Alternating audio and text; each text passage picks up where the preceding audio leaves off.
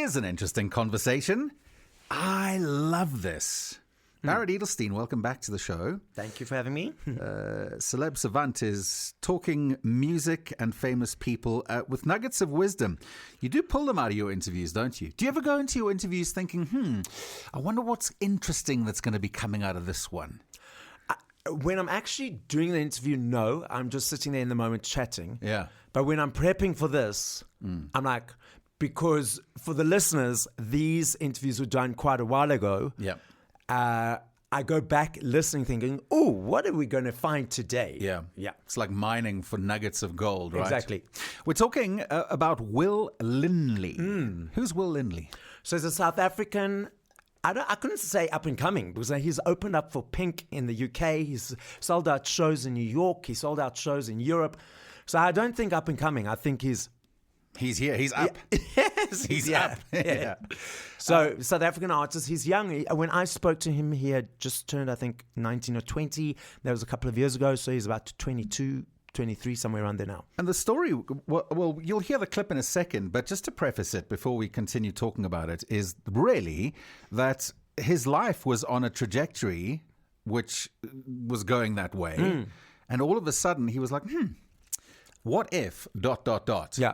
Have a listen. Did 2 years, took a gap year to just kind of see out this musical thing, and kind of said and agreed with my parents and agreed with the people that I make music with. And it's been a very big conversation over the last year and a half, but we kind of saw this year as like a year to be able to see like, okay, is this possible?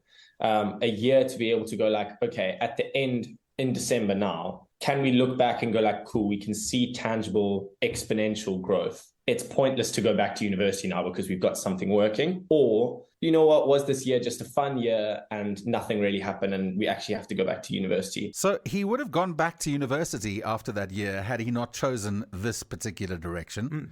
That's an interesting one because I guess some would say he took a risk. Others would say there was an opportunity that presented itself which he made happen. Yeah.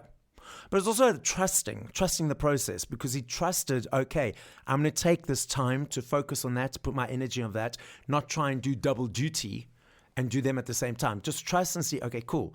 We've got this period of time where we're going to put the energy into it and see what happens.